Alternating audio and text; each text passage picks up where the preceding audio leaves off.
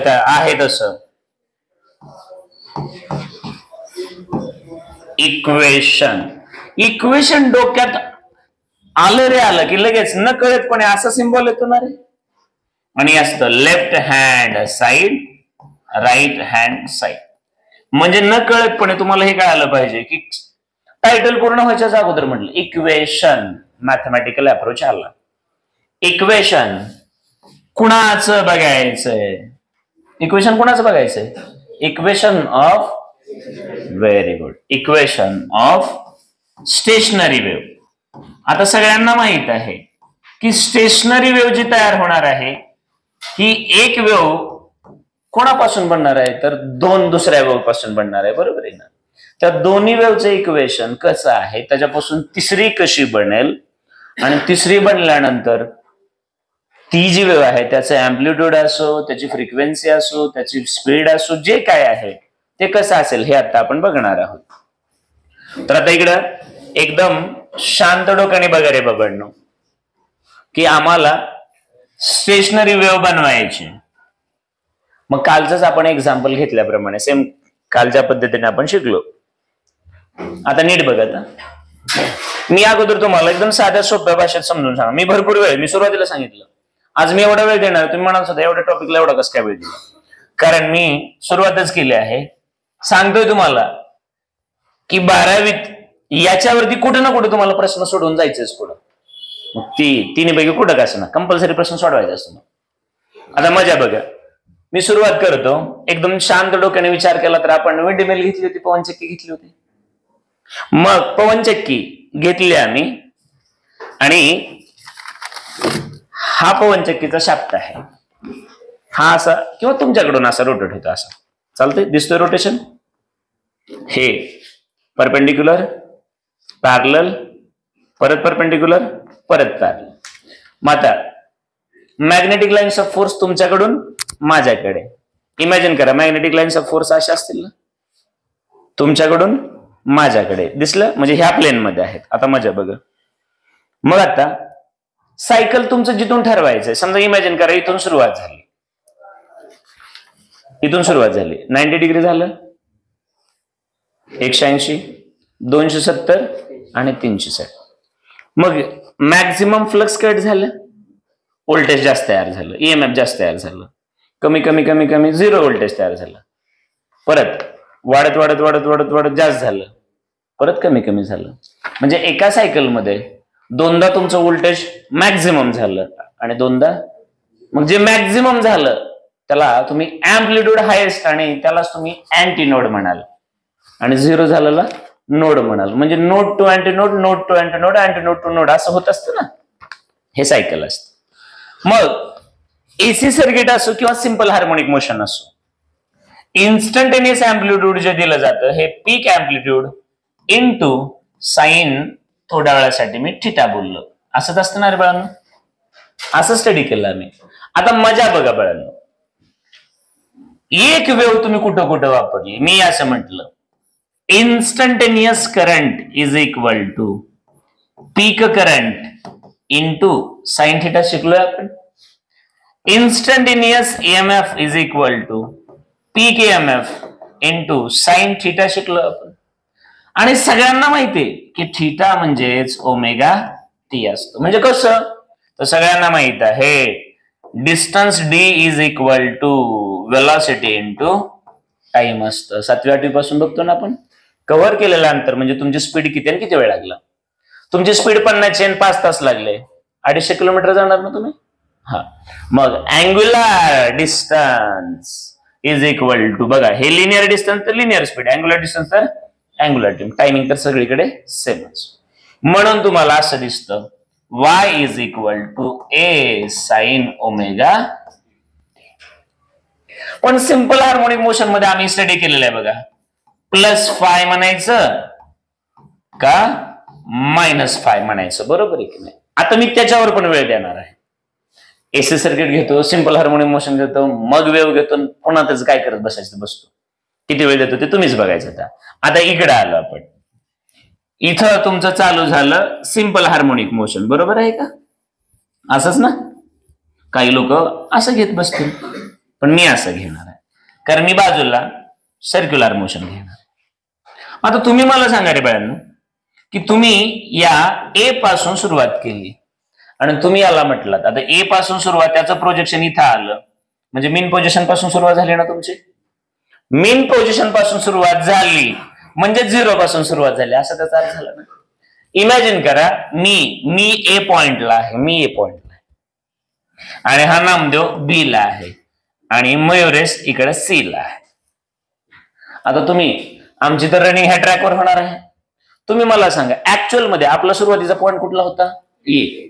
पण नामदेव माझ्या पुढे आहे ना आणि मयुरेश माझ्या, नामदेव पुढं. मग इमॅजिन करा की 30 डिग्रीने नामदेव पुढे आहे आणि 30 डिग्रीने मयुरेश माग आहे. तर तुम्ही मला सांगा की मी म्हणणार ओमेगा टी म्हणजे माझा आहे थीटा, तर नामदेवचं काय पाहिजे? Theta plus 5. पुढे गेलाय तो ऑलरेडी माझ्या पुढे. तर मयुरेशचं काय पाहिजे? थीटा, तो पण 30 नचा, म्हणजे थीटा मायनस, म्हणजेच तुम्ही काय म्हणणार? मी म्हणणार एकच मिनिट, सॉरी एकच मिनिट फक्त.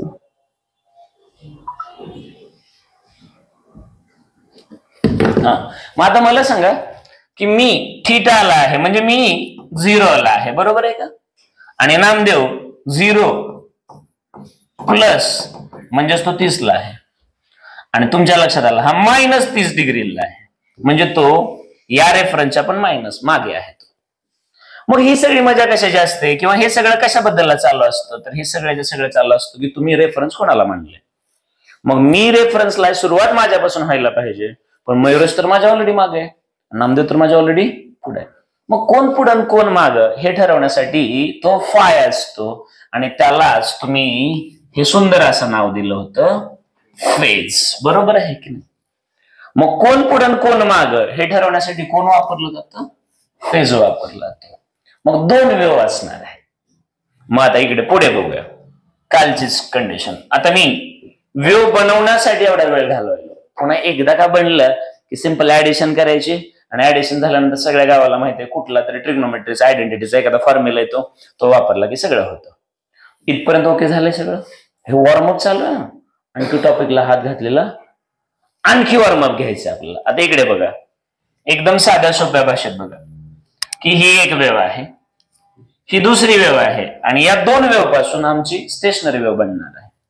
मग सवयीप्रमाणे आपण 1, 2, 3 आणि 4.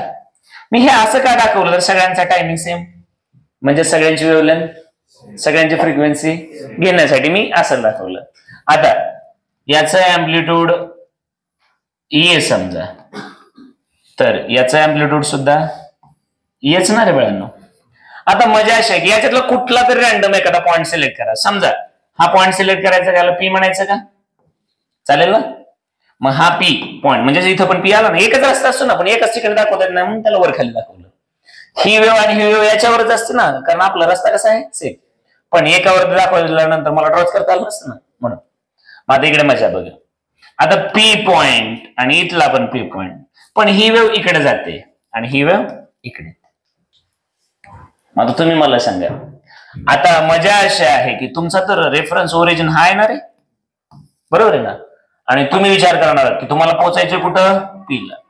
मग इकडून जाणारी वेव्ह अगोदर ओ ला पोहोचेल आणि नंतर, बरोबर आहे ना? अगोदर पोहोचणार कुठं आणि नंतर कुठं पोहोचणार? मग ओ ला अगोदर पोहोचणार का पी ला अगोदर पोहोचणार? ओ ला अगोदर पोहोचणार नंतर. मग समजा हे एक उदाहरण घेतलं, 19 हे समजा हे घेतलं मी 270 डिग्री उदाहरण घेतलं. मग फेज जो आहे याच्या मागे होणार ना हा, कारण इकडून तिकडे जाणार आहे. मग मागं कोण राहिलं? पी मागं राहिलं ना. किती डिग्री? 270 डिग्री. आता इकडून येणारी वेव्ह जी आहे अगोदर कुठं पोहोचणार आणि नंतर कुठं पोहोचणार? परत. मग या केसमध्ये हे 270 डिग्रीने ओच्या अगोदर आहे ना, म्हणजे हे प्लस 270 होईल. तर हे असंच का कळलं का? मी परत एकदा, समीर परत एकदाच बोललो. इकडे बघ, मला सांग, तुला पोहोचायचंय कुठं? पी ला, पण तू कोणाचा विचार करणार? ओच्या कंपॅरिझन मध्ये विचार करणार. तुझी वेव्ह इकडून इकडे जात असेल तर अगोदर कुठं आली? ओ ला आणि नंतर कुठे गेली? पीला. मग ओ पासून पी पर्यंत तुला किती आणखी कव्हर करायचं? 270. मग 270 डिग्रीने ओ अगोदर आहे ना, कोणापेक्षा? पी पेक्षा. कारण इकडून गेला, आता इकडून आले, या बाजूने राईटने आले, तर आता अगोदर कुठं पोहोचणार? पीला. आणि नंतर मग पी जो आहे ओ पेक्षा 270 डिग्रीने अगोदर भेटला ना, आणि या केसमध्ये नंतर भेटला. कोणाच्या? ओ सोबत कंपॅरिझन चाललंय. मग पहिल्या केसमध्ये काय म्हणणार? तुमची वेव ओ ला पोहोचल्यानंतर थोड्या वेळाने पी ला पोहोचते. मग किती डिग्रीने पी मागे आहे? तर 270 ने मागे आहे, इकडे आहे ना तो. पण आता इकडून वेव आली, अगोदर कोण? पी स्टेशन अगोदर आलं पी, आणि पी नंतर ओ 270 किलोमीटर उशिरा आहे असं म्हटलं तर चालेल ना. आणि इकडं अगोदर ओ आलं नंतर पी आला, हा घोटाळा कळाला का?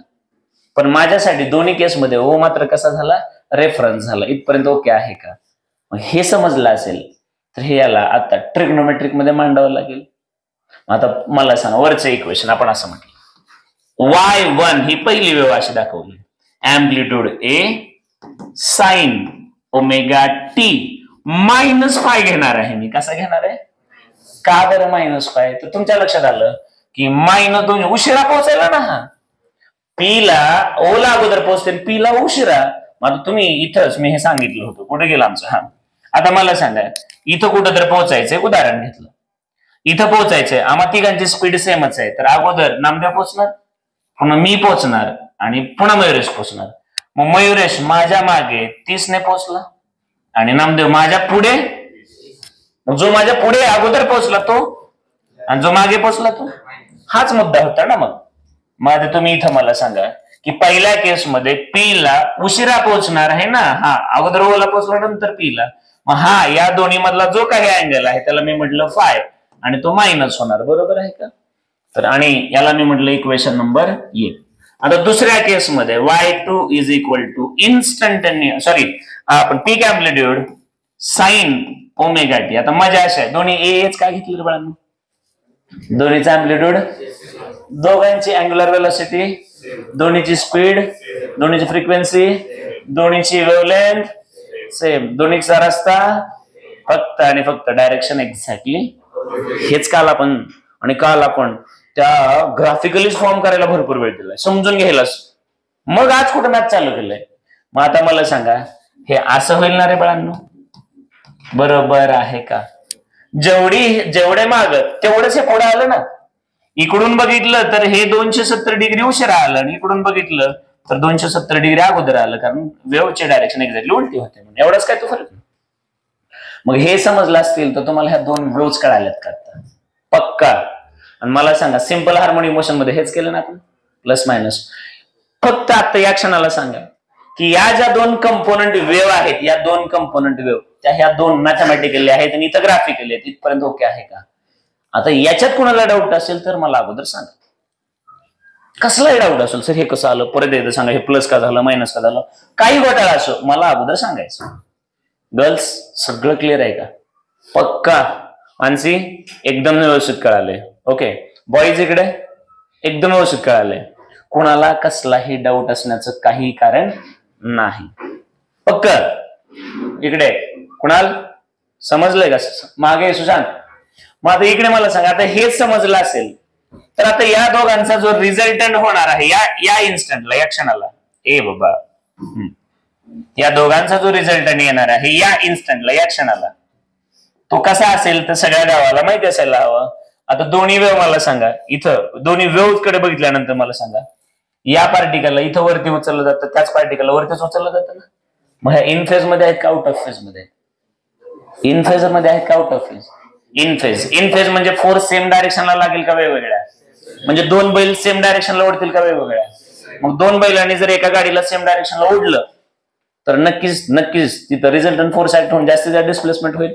मग याचं एकाचं डिस्प्लेसमेंट आहे 10, दुसऱ्याचं 10 आहे, तर नक्कीच बाळांनो या केसमध्ये हे असं 20 होईल ना रे?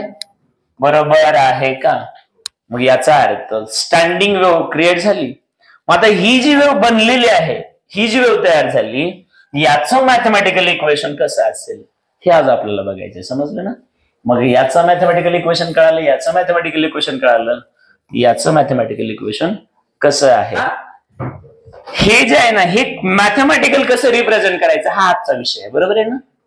आणि तुम्हाला इथून पुढे जे मॅथमॅटिकल फॉर्मॅट येणार आहे याच असेल ना, बरोबर आहे की नाही. मग थेरॉटिकल असो किंवा डिराईव्ह फॉर्म्युला असो किंवा त्या फॉर्म्युल्यावरती बेस्ड एखादा MCQ असो, हा हमखास येणारच आहे. मग आता मला सांगा, इथपर्यंत गाडी पोहोचली.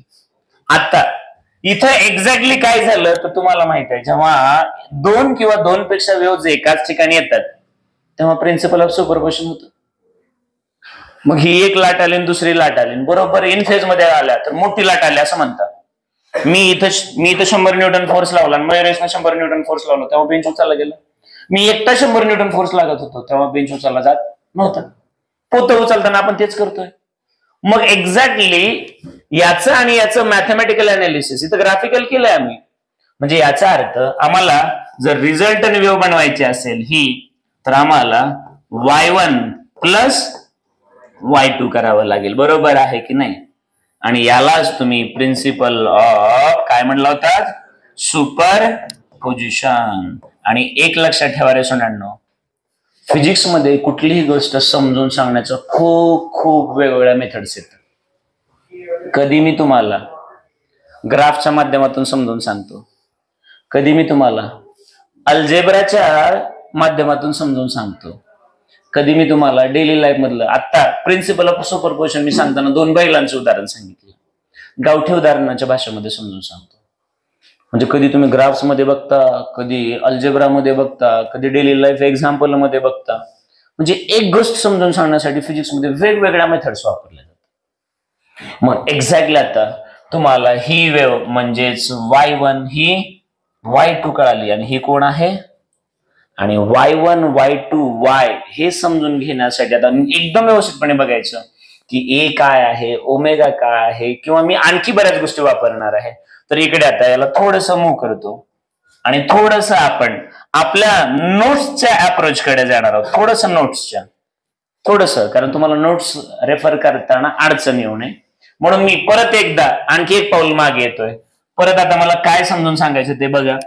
मला इथं आणखी 1-2 गोष्टी तुम्हाला बोलायच्या आहेत. ही एक वेव्हलेंथ पूर्ण झाली का, मग हे किती झालं टोटल, बरोबर ना. इथून सुरुवात केली, हे हाफ सर्कल आणि हे हाफ सर्कल, आलात का जागेवर. बघा हे हाफ सर्कल आणि हे हाफ सर्कल जागेवर आलात ना. म्हणजे एक सायकल पूर्ण म्हणजेच त्याची लेंथ ही वेव्हलेंथ असते. मग तुम्हाला माहित आहे जेव्हा लेंथ लांबडा असते तेव्हा 2π एवढा अँगल क्रिएट होतो ना, किंवा तेवढा अँगल सबटेंड होतो ना. मग तुम्हाला कळायला पाहिजे की 2π एवढा अँगल कव्हर किती जागेत होतो, तर एका वेव्हलेंथ मध्ये होतो. यालाच आपण के म्हणतो. काय म्हणतो, समजलं का, काय म्हणतो त्याला आपण. मग याचा अर्थ तुम्ही या ठिकाणी यालाच वेव्ह नंबर बोलत असता. काय बोलत असता, वेव्ह नंबर. समजलं का, वेव्ह नंबर. किती जागेमध्ये किती वेव्हज बसतील किंवा किती जागेत किती अँगल बसला असं बोललं तरी चालतं. मग बाळांनो, जरी एका वेव्हलेंथ मध्ये 2π एवढा अँगल बसत असेल तर मी उदाहरण घेतलं, मी एवढ्याला म्हटलं, एवढ्या अंतराला म्हटलं x आहे म्हटलं, काहीतरी अंतर आहे म्हटलं. मग एवढ्यामध्ये अँगल 2π आहे, म्हणजे लांबडामध्ये किती आहे 2π. तर एवढ्यात अँगल किती बसेल, हा एवढा अँगल किती असेल. आता तुम्हाला माहिती आहे एवढा 90 असेल ना, एवढा नेमकं किती असेल तर ते तुम्हाला कळायला पाहिजे. जसं ज्या रेशोमध्ये तुमचं अंतर वाढतं त्याच पटीमध्ये तुमचा अँगल पण वाढत असतो. मग हे ठरवण्यासाठी कोण असतो, के असतो. मग तो काय म्हणतो बघा. समजा बाळांनो लांबडा एवढ्यामध्ये 2π बसला, तर एक्स मध्ये किती बसेल, तर मी म्हणलं फाय एवढा बसला, काहीतरी बसला ना. पण ह्या दोघांचं प्रपोर्शन मात्र केच असणार ना. मला सांगा k is equal to 2π by lambda तर म्हणा, नसेल तर फाय बाय एक्स तर म्हणा. लक्षात आलं का, फाय बाय एक्स तर म्हणा. आता तुम्हीच विचार करा, मी जर म्हटलं since phi by x is equal to 2π by lambda, therefore बघा आता नीट बघायचं, therefore phi is equal to 2π by lambda into x होत असतं. हे तर क्लिअर कळतं ना. मग मला सांगा तुम्ही कुठलाही अँगल लेंथ वरून किती अँगल आहे आरामात काढू शकता ना. इथं लेंथ कळते, अँगल कळतं. आता इथं मला सांगा वेव्ह लेंथ एका वेव्हलेंथ मध्ये लॅम्बडा मध्ये किती आहे 2 पाय रेडियन एवढा आहे. तर सॉरी एकच मिनिट, मी परत एकदा याला वेळ देणार आहे, जास्त गोंधळ नको. कारण कसं असतं सगळ्यात सोपी गोष्ट असते नाही ना कळली म्हणून काय सांगत होते बाबा ते. आणि तुमचं मॅथमॅटिकल अनालिसिस वरती मला जरा जास्त विश्वास आहे, तुम्हाला पण माहिती आहे. जिथं बेसिक मॅथ असतं सगळ्यात सोपं असतं, हे असं असं आहे तिथून पळायचं असतं खरं तरी. पण मला माहिती आहे, मी म्हणतो इथं थांबावं लागतं आपल्याला, बरोबर. आता मुद्दा बघा, मी परत एकदा रिपीट करतो. समजा प्रत्येक आंब्याची किंमत सेमच आहे. एक आंबा 5 रुपयाला आहे.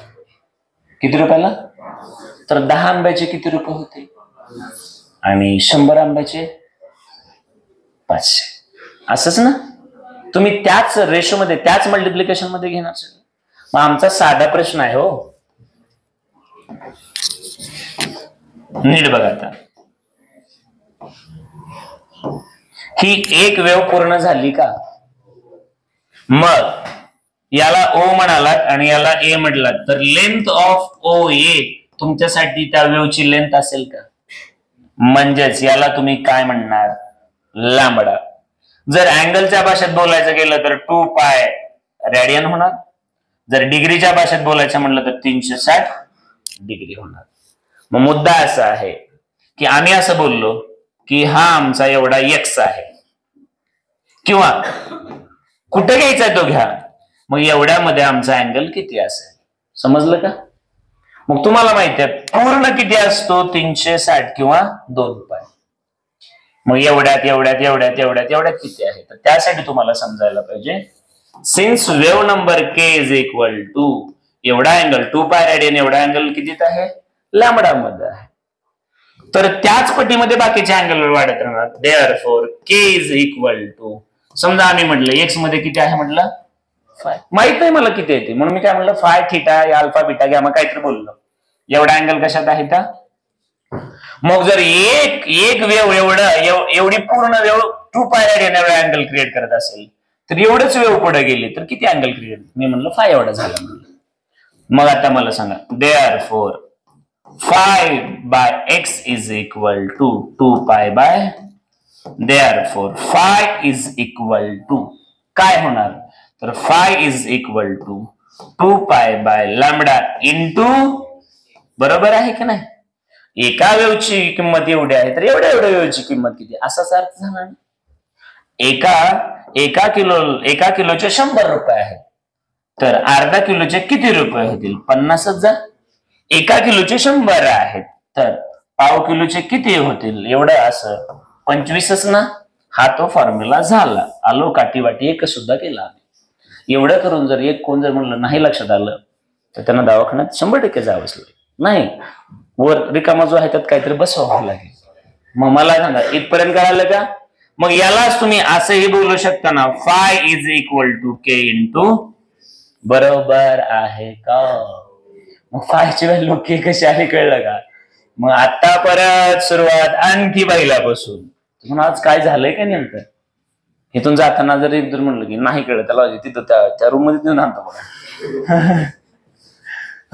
मलाही सांगा आता पहिली wave y1 is equal to राईटला जात होती ना रे, म्हणजे उशिरा पोहोचणार ना. मग तुम्ही काय म्हणणार? A sine omega t minus phi ना रे, मायनस फाय. काहीतरी अँगल उशिरा पोहोचली. इकडे बघा. आणि काय लोक म्हणतील उशिरा आलेली, काय चालू होतं इकडे बघा. हरले राम पोचलो काय? पुढे आलो काय? इथं थांबा एकच मिनिट. थांबा. आपल्याला पोहोचायचं कुठं होतं? पी ला ना रे. मग तुम्ही इकडून जाताय, मग अगोदर तुम्हाला ओ लागणार आहे, नंतर बरोबर आहे. आणि इकडून आल्यानंतर अगोदर पी आणि नंतर, मग हे अगोदर पी आणि नंतर हे आलं, नंतर आलं उशिरा आलं, म्हणजे एवढा तुम्हाला उशीर झाला म्हणून ते मायनस वापरलं. हे अगोदर आल्यामुळे ते प्लस वापरलं होतं. चला आता हा, मग आता एक वेव जी अशी ट्रॅव्हल होत आहे, कळलं का पहिली वेव?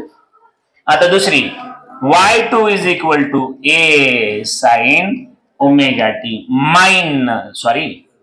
प्लस ही वेव लेफ्टला जाते आणि ही राईटला.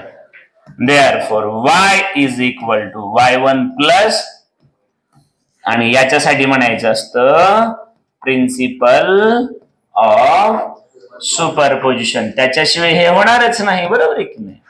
मग या दोन कंपोनंट वेव्ह आणि त्याच्यापासून हे तयार होणार, बरोबर आहे ना.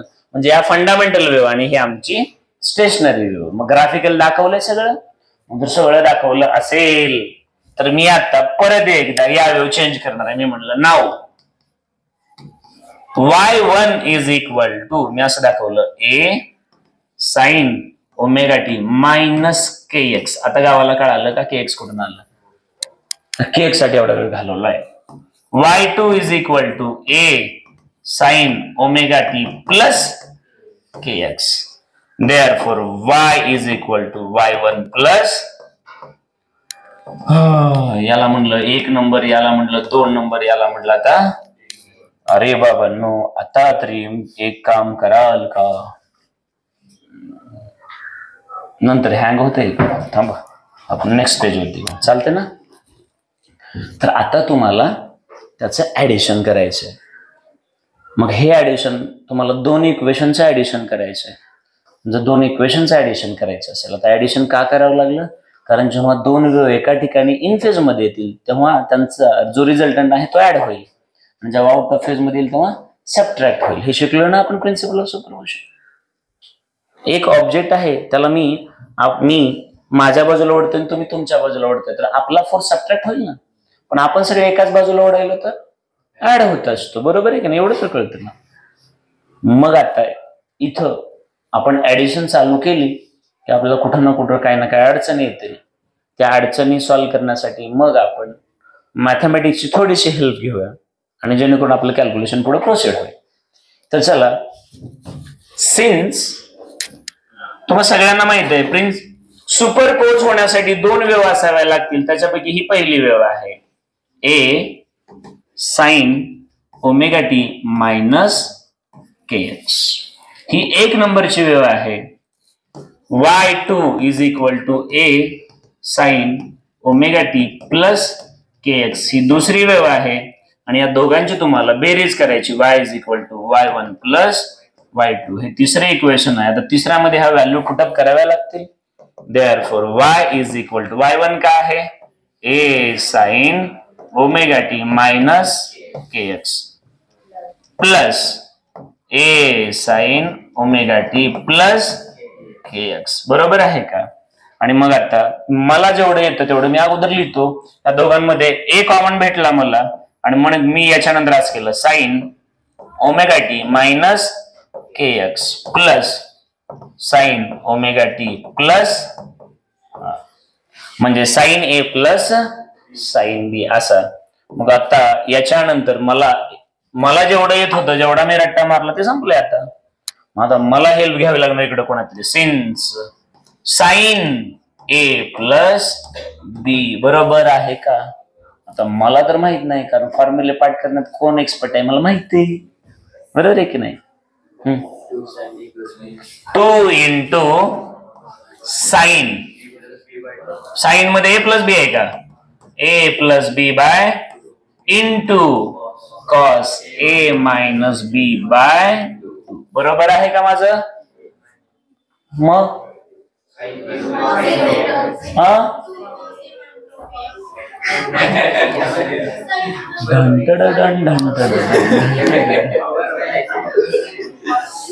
अरे अगोदर कॉस असतो ना.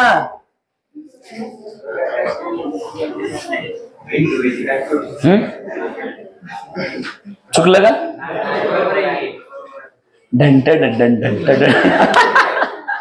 परवाच्या दिवशी y कारण अख्ख्या मॅथमॅटिक्स मध्ये व्हेरिएबल काय असतो, ओनली एक्स. काय चुकलेलं नाही ना त्याच्यामध्ये. काय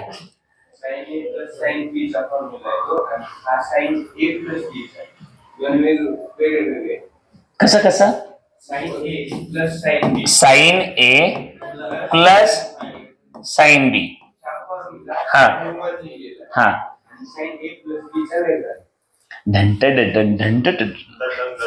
है ना. मग कोण बरोबर आहे. अरे ही गँग बरोबर आहे का? ऋतुजाचं म्हणणं बरोबर आहे.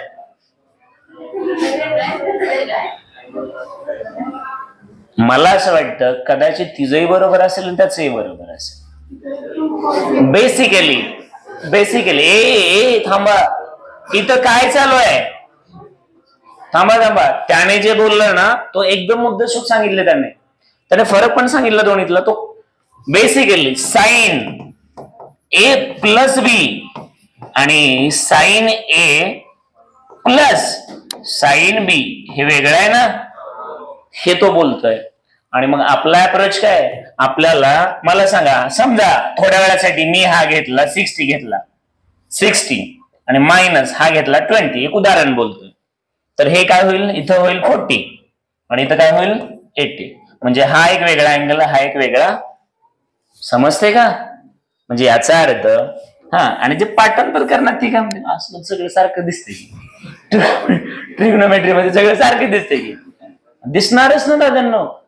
इतका सुंदर सब्जेक्ट आहे. बेसिकली काय relation between 3 side and 3 angle आणि फंक्शन असतात फक्त दोनच, साइन आणि कॉस. दुसरे एकही फंक्शन नाही. बाकी सगळे फंक्शन त्यापासून म्हणले ना, सगळेचे सगळे. लोक म्हणतात 6 फंक्शन, टेबल असा तसा एवढे. आणि मुद्दा हा आहे, प्रत्येक वेळी एकमेकांसोबत रिलेशन सांगायचं म्हटल्यानंतर आयडेंटिटीज असणार ना. आयडेंटिटीचा अर्थ करतो ना, हे म्हणजेच ते म्हणजे कसं? तर तुम्ही म्हणता ना sine square theta plus cos square theta is equal to, हे म्हणजेच ते. बरोबर आहे ना? हेच सगळीकडे असतं तुम्हाला. मग मुद्दा हा आहे आमचा की आधी म्हणल्याप्रमाणे आता आम्हाला साइन ए प्लस बी नकोय. आम्हाला काय हवंय ते अगोदर क्लिअर असलं पाहिजे. तर आम्हाला हवाय साइन एक अँगल प्लस साइन दुसरा अँगल. बरोबर आहे की नाही? आणि मग आता या केसमध्ये हा जो फॉर्म्युला आहे ना तो कसा आहे तुमचा, त्याची आयडेंटिटी काय आहे? हा तो घ्यायचा आहे तर घेतला. हा 2 अगोदर साइन घेऊया, मग काय अडचण आहे. हा 2 साइन ए प्लस, चालेल. त्या दोघांची बेरीज करायची आणि त्या अँगलला म्हणजे ऍव्हरेज अँगल करायचं असं बोलतात ना ते. ए प्लस बी करून काय केला? ऍडिशन करून घेतली ना, आणि त्याचा कसला अँगल घेतलाय? ऍव्हरेज. ऍडिशन करून दोन नाही म्हणजे ऍव्हरेज अँगल घेतला. आणि इथं पुढं मात्र कर आहे, कॉस घ्यायचा म्हणे. आणि काय करायचा? ए मायनस बी बाय. आता इथे ऍव्हरेज म्हणता येणार नाही. मग आता मुद्दा हा आहे की जर तुम्हाला हा जनरल फॉर्म्युला माहित असेल तर इथं ए अँगल कोण आहे? तर ओमेगा टी प्लस के, सॉरी मायनस के एक्स. हा ए आहे तुमचा आणि हा कोण आहे? बी आहे. मग आता तुम्ही जे शिकताय ते तिथं वापरता आलं पाहिजे. मग साधी सोपी गोष्ट, आम्ही हा जनरल फॉर्म्युला मेमोराईज केलाय ना, तो मेमोराईज केलेला अप्लाय करता आलं तर एज्युकेशन प्रोसेस मध्ये आहात. मग आता तुम्ही मला सांगा, therefore y is equal to, हे तर अँप्लिट्यूड मी पहिल्यांदाच बाजूला ठेवलं आणि मग असं ब्रॅकेट बनवलं. आता या दोघांच्या बदल्यात मला तुम्ही 2 दिला ना अगोदर, मी तो 2 इथं लिहिला, 2 इंटू साइन. आणि मग याला छोटं ब्रॅकेट. आता इथं परत एक प्रॉब्लेम होतोय, मला ब्रॅकेट बदलावं लागेल असं वाटतंय. ए ठीक आहे. आता याच्यामध्ये 2 साइन. आता मी मुद्दाम या 2 ला पण थोडस बाजूला काढणार आहे. साइन. आता तुमचं काय ठरलेलं आहे रे बाबांनो? साइन. त्याच्यानंतर पुढे काय होणार आहे? किंवा एक काम करतो मी, थांबा. 2 साइन. हा असं केलं थोड्या वेळासाठी. तर पहिल्या केसमध्ये काय येणार? ए आहे ना तुमचा, तो ए कोण आहे रे? Omega t minus k x. चला, omega t minus k x plus omega t plus k x. मी असं काय केलं समजलं का तुम्हाला? ओके. थोडासा वेळ द्यायचा रे, काय फरक पडत नाही. हा इथं तुम्ही आलात. चला आता त्याच्यानंतर इनटू मल्टिप्लिकेशन आहे ना, कोण येणार आहे तुमचं? कॉस. हे 2 जे आहे हे 2 सगळ्यांना मल्टिप्लिकेशन मध्ये ना, मी ठीक आहे असो. आता कॉस त्याच्यानंतर परत समजा तुम्ही हे ब्रॅकेट ठेवलं असं आणि त्याच्यामध्ये काय केलंय? Omega t minus k x minus omega t plus k x. आणि मला असं वाटतं हे संपलं असेल. बरोबर आहे का? मग आपण ब्रॅकेट कंप्लीट करायला काय हरकत नाही. मग आता मला सांगा की या केसमध्ये परत एकदा आपण शांत डोक्याने जर बघितलं तर हे सगळ्यांनाच मल्टिप्लिकेशन आहे. तर हे 2a बाजूला आणलं आणि इथं असं चालू केलं आता साइन.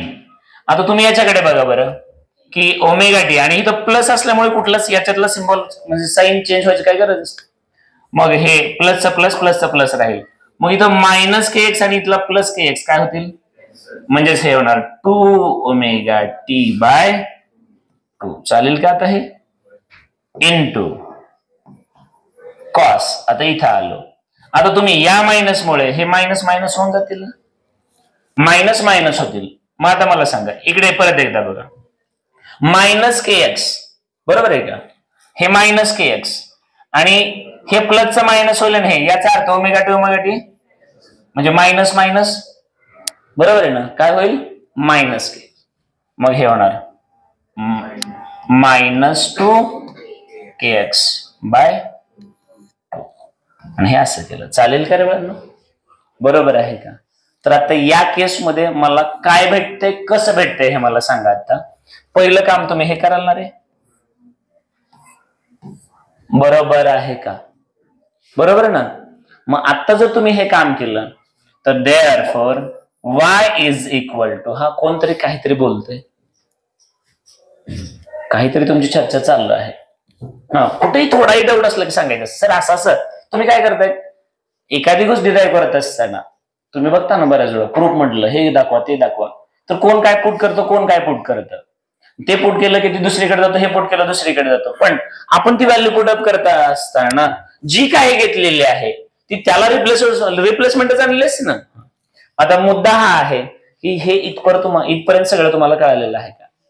मग जर हे इथपर्यंत तुम्हाला कळालेलं असेल तर आता याच्या पुढचं जे काम होणार आहे ते म्हणजे असं असेल ना 2a sign omega T into cos minus k x ना.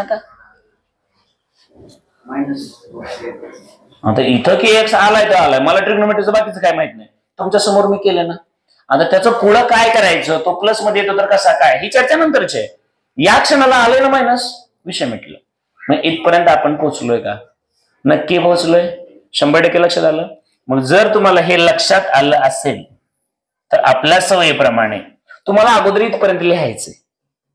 कारण मी सांगितलेलं तुम्हाला सगळं इथलंच आहे. हा तर सगळ्यात पहिलं जे काम होणार आहे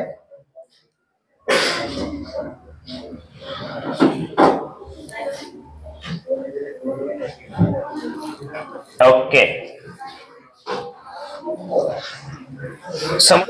करायची सुरुवात. मग मला सांगा तर याचा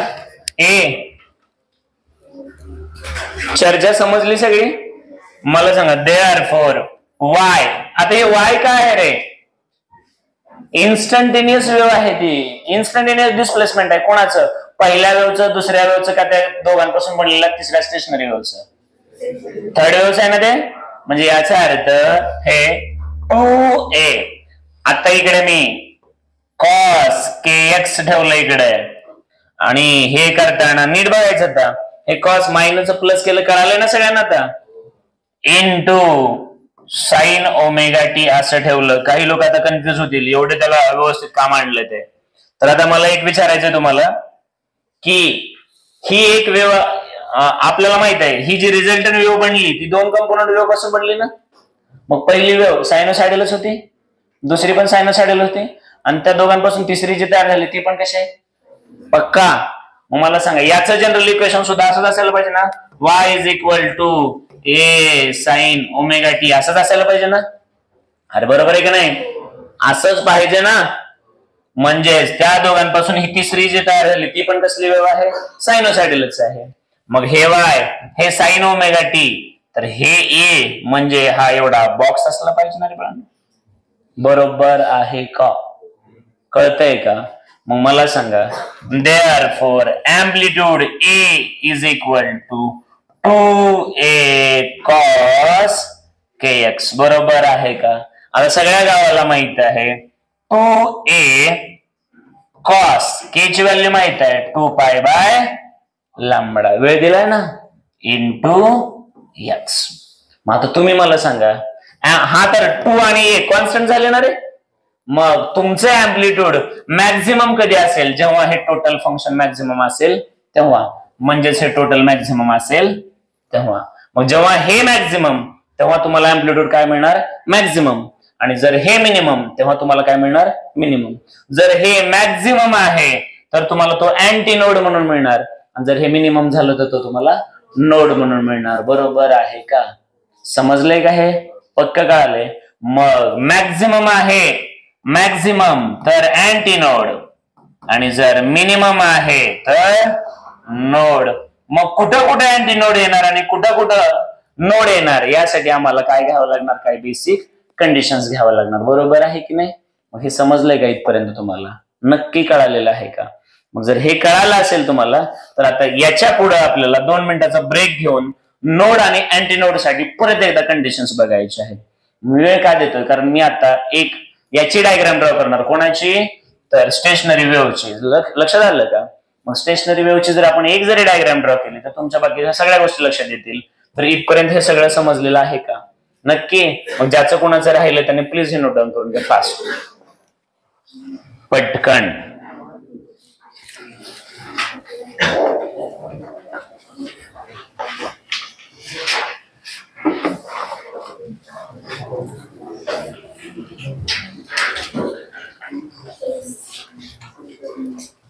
दिले का? थँक्यू. समीर 8 मार्क. अभि पेपर घाण 8 मार्क. कुसले लिहिलेस रे? पेन्सिल पण नाही तुझ्याकडं. A92 कॅपिटल ए एका वेव्हचा रिझल्ट आणि अँप्लिट्यूड आहे म्हणजे आपण टोटल आता 3 वेव्हचा स्टडी करतो ना रे. पहिला 2 कंपोनंट आणि त्या दोन्ही पासून जी बनली ती स्टेशनरी कंपोनंटचा अर्थ करतो ना. अरे कंपोनंटचा अर्थ करतो ना. मला सांगा लिंबू सरबत बनवायचंय तर लिंबू, साखर, पाणी हे कंपोनंट असतील ना, आणि बनलेलं सरबत म्हणजे रिझल्टंट असतं ना. अरे कंपोनंट म्हणजे त्याच्यापासून बनणारे, मग बेसिक असतं ते. मग मला सांगा आता इथं परत एकदा बघा y1 प्लस y2 म्हणजेच y येणार आहे. मग y ही कसली वेव्ह आहे? स्टेशनरी ना, स्टँडिंग वेव्ह नाही. आणि ही एक वेव्ह ह्या दोघांपासून बनली. मग या 2 वेव्हला कंपोनंट वेव्ह म्हणायचं आणि याला रिझल्टंट वेव्ह म्हणायचं. बरोबर आहे की नाही? मग आता तुम्ही मला सांगा, जर आपण थोडस मागे आलो, परत इथून सुरुवात करतोय, शांत डोक्याने बघायचंय. 2a cos kx. आम्ही परत एकदा इथून सुरुवात करतोय. 2a cos kx. लक्षात आलं का? मी इकडे आता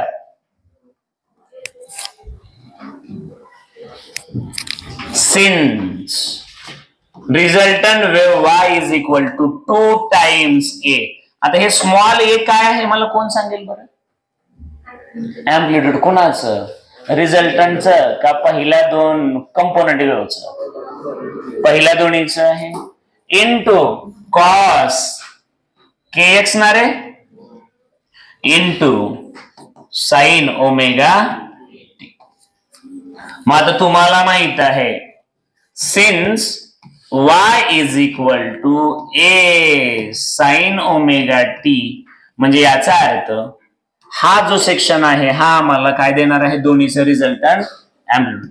देअरफॉर अँप्लिट्यूड हे तिसरीचं मॅक्झिमम अँप्लिट्यूड रिझल्टंटचं म्हणजे स्टेशनरी वेव्हचं हे 2 टाइम्स प्रत्येक इनिशियल वेव्हचं अँप्लिट्यूड इनटू कॉस काय होणार आहे?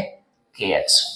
आता तुम्हाला कळालं असेल बाळांनो की 2 आणि a हे कॉन्स्टंट आहेत आणि हे function with respect to distance. आता काय डिस्टन्स म्हणजे काय शिकवलं होतं तुम्हाला? मला सांगा. इथपर्यंत पोहोचला तर हे एवढं x आहे समजा, इथं पोहोचला तर हे x असेल, इथं पोहोचला तर हे x. With respect to time तुमचा x बदलणार ना, म्हणजे kx म्हणजेच फाय, आणि तो बदलत राहतो म्हणजे या फंक्शन नुसार हे बदलणार आहे. मग तुम्हाला माहित आहे अँप्लिट्यूड मॅक्झिमम असण्यासाठी याची किंमत मॅक्झिमम यावी लागेल, अँप्लिट्यूड मिनिमम असण्यासाठी याची किंमत मिनिमम. ह्याचा काही रोलच नाही ना बिचारा, 2a कसं आहे कॉन्स्टंट. मग आता तुम्ही मला सांगा, when the value of cos function is equal to 0, minimum म्हणजे किती असेल त्याची किंमत? 0 ना. मग जर याची 0 किंमत झाली तर हे सुद्धा 0च होणार. मग जर याची किंमत 0, मग याची किंमत 0 कुठं कुठं होते हा प्रश्न असतो. मग तुम्हाला माहित आहे cos 0 कुठं कुठं होतो, तर जर cos 90 ठेवला तरी 0, cos 270 ठेवला तरी 0, बरोबर आहे की नाही. म्हणजे प्रत्येक 90 पासून त्याच्या पुढे प्रत्येक 180 ना तो 0 0 0 होत राहणार ना. मग तुम्ही विचार करा आता की ही 0 व्हॅल्यू येण्यासाठी काय काय करावं लागेल, तर तुमच्या लगेच लक्षात येतं इथपर्यंत गाडी पोहोचली ना रे बाळांनो, नक्की पोहोचली ना. मग आता तुम्ही मला सांगा, जर हे तुमच्या लक्षात आलं असेल तर तुम्हाला 2 मिनिटात कळायला पाहिजे की आता cos 0 जेव्हा होईल तेव्हा टोटल अँप्लिट्यूड किती होईल आमचं, 2a into 0 म्हणजे 0च ना रे. आणि 0 ला आम्हाला काय मिळत असतो, नोड मिळत असतो, बरोबर आहे की नाही.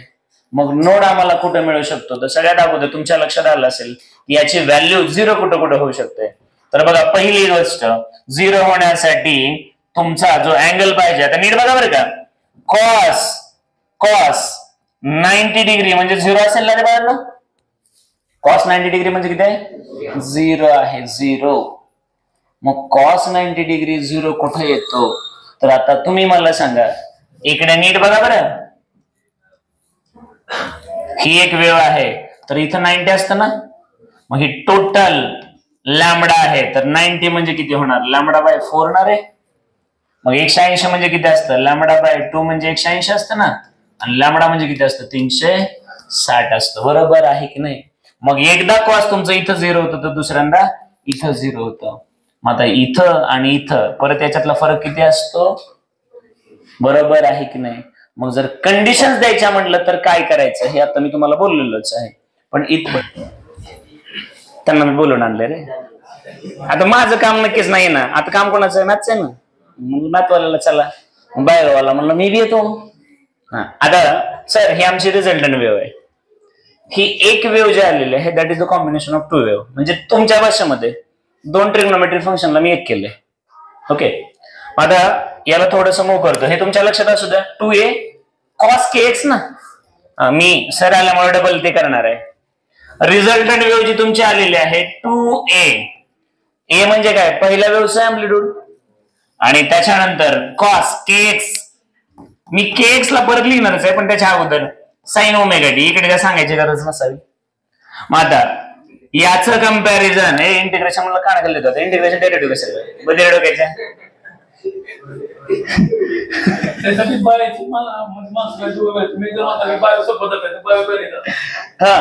इकडे बघा. आता ही एक वेव्ह जी तयार झाली ती कोणापासून झाली, 2 कंपोनंट वेव्ह, आणि दोन्हीच्या दोन्ही वेव्ह कसल्या होत्या, सायनोसायडल. सायनोसायडल त्यात कळालं ना. हा, मग आता मजा बघा, मग मी याची तुलना कोणासोबत केली होती, y is equal to a sin omega t. Comparison झालं, म्हणजेच याचा अर्थ हे म्हणजेच हे आहे. Therefore amplitude is equal to 2a cos kx. म्हणजेच 2a cos आपण शिकवलं ना, सॉरी k शिकवलं ना, k म्हणजे wave number that is 2 pi bye lambda into.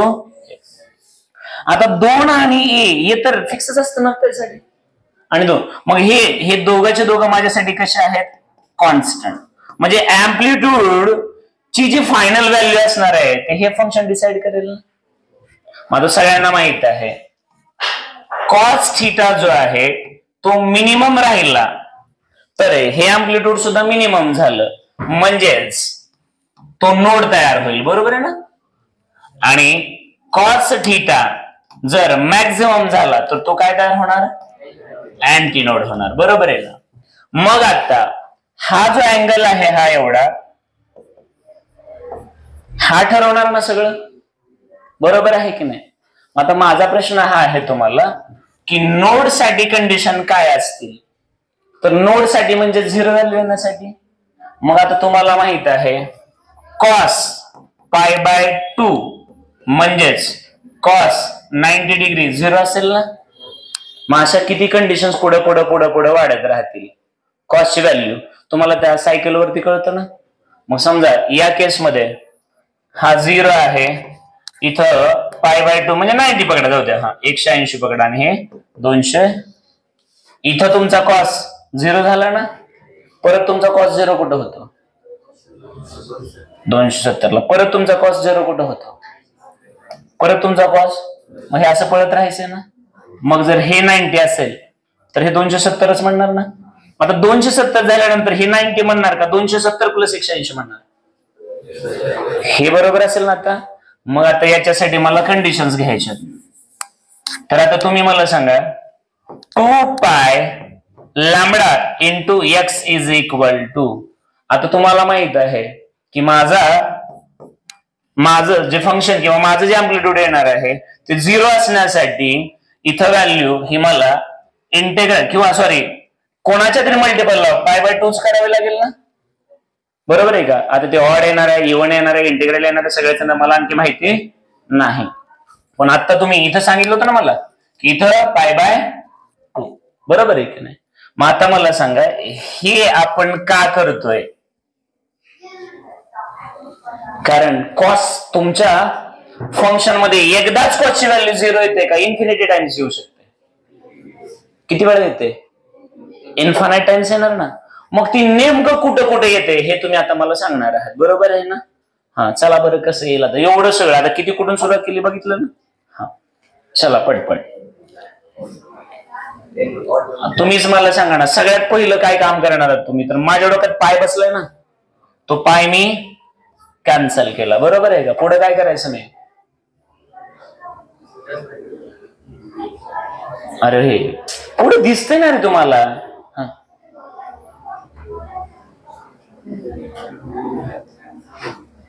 कॉसची value एकदाच 0 होणार आहे का n नंबर ऑफ टाइम्स होणार आहे? मग ते कुठं कुठं होणार आहे? मी सायकलवरती शिकवले ना तुम्हाला आता. मग तेच तुम्ही इथं सांगा ना. तर मी तुम्हाला मगाशीच काय सांगितलं, कुठलीही गोष्ट एक्सप्लेन करण्यासाठी n नंबर ऑफ मेथड्स आहेत.